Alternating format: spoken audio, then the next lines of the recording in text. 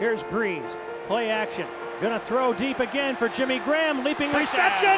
Touchdown Saints! When I say the name Drew Brees, what's the first thing that comes to mind? He is one of the few superstar athletes out there who just has like an everyman quality to him. You could walk by Drew Brees in the street and not really, if you don't know football, you don't know, like he's this special, amazing athlete. Football-wise, I probably have to say one of the greatest of all time. Because, like, you know, it's different for me. You know, I'm from Louisiana coming up, so all my life, all I've been seeing was Drew Brees under center for the Saints. The fear factor is the biggest thing that I think Drew brought to the New Orleans Saints. So when I mean the fear factor, the opposing team, there was a fear of we have to be on our P's and Q's because Drew Brees is so accurate. What do you remember about your first encounter with Drew? Meeting Drew, I think it was probably like the second day of camp. I'm about to get in the cold tub trying to get ready for practice tomorrow.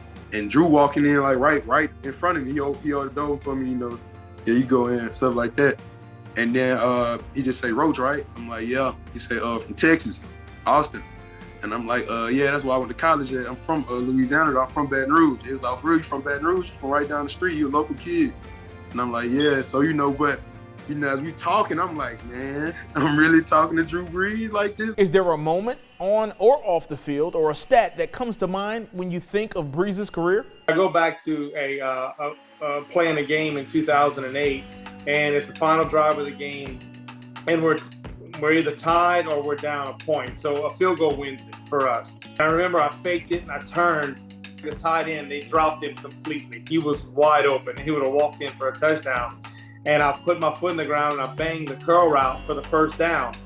And we extended the drive, and the tight end came back as a young guy, and he said, they didn't cover me. And I said, I know. I said, but there's a minute left in the game. We can't give him the football back. He was so good for so long. Like like the span of his being a top 3 NFL quarterback is like, it's like 3 or 4 times longer than most NFL careers, right? And that's how long he was at the top. To the goal line, and it's Colston again. Touchdown! In your words, what is Drew's legacy with the Saints? Overall, he's going to go down as one of the greatest quarterbacks of all time. You can't take that away from him. You know, look at the stat line. He won a Super Bowl.